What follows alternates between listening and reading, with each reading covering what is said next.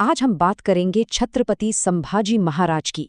एक ऐसे राजा की कहानी जो एक विशाल साम्राज्य से टकराए और जिनका अंत इतना क्रूर हुआ कि इतिहास आज भी उसे याद करता है। ये शब्द थे मुगल बादशाह औरंगजेब के। ये सिर्फ एक धमकी नहीं थी, बल्कि एक शपथ थी, जिसने इतिहास के सबसे बड़े टकरावों में से एक की शुरुआत की।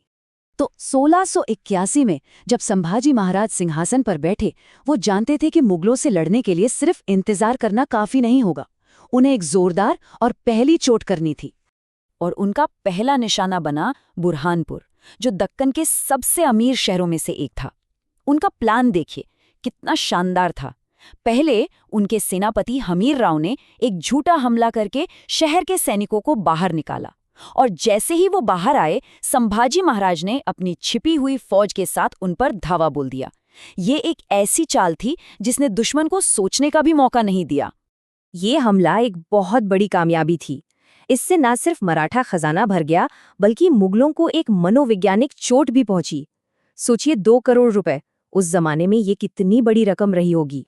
लेकिन जहां एक तरफ संभाजी बाहरी दुश्मनों से लड़ रहे थे, वहीं उनके अपने ही महल में एक बहुत बड़ा खतरा पनप रहा था।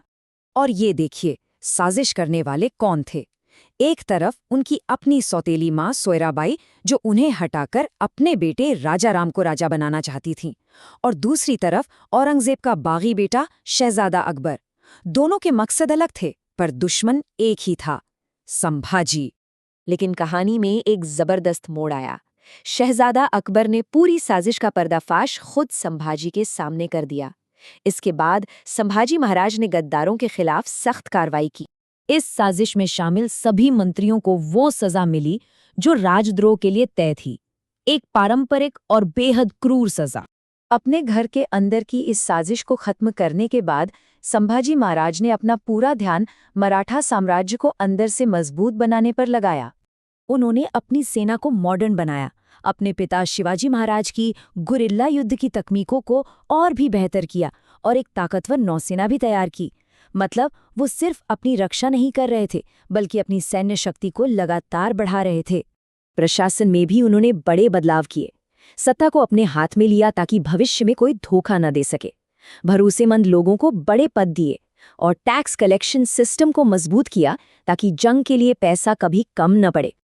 संभाजी महाराज का पूरा शासनकाल असल में लगातार चलती लड़ाइयों का दौर था। वो एक ही समय पर मुगलों, पुर्तगालियों और सिद्धियों सबसे लड़ रहे थे। और फिर हालात पूरी तरह से बदल गए जब औरंगजेब ने बीजापुर और गोलकुंडा की सल्तनतों को जीत लिया। इस जीत के बाद दक्कन में मराठा साम्राज्य मुगलों के सामने खड़ी अकेली बड़ी ताकत रह गया था। वो अब चारों तरफ से घिर चुके थे।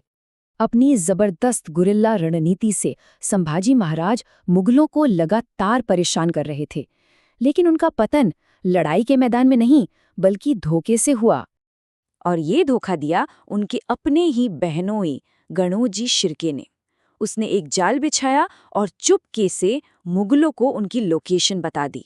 जनवरी 1689 में संभाजी महाराज एक मीटिंग के लिए संगमेश्वर में थे।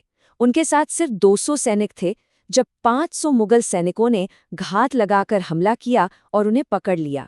इसके बाद जो हुआ वो अकल्पनीय क्रूरता की कहानी है। ये सब मराठा राजा के हौसले को तोड़ने के लिए किया गया था। पूरे 39 दिन संभाजी महाराज ने भयानक यातनाएं सही। ये नंबर अपने आप में बहुत कुछ कहता है। मुगलों ने उन पर हर तरह का जुल्म किया, लेकिन वो उनसे एक चीख तक नहीं निकलवा सके। उनका साहस और सहन शक्ति वाकई अकल्पनीय थी।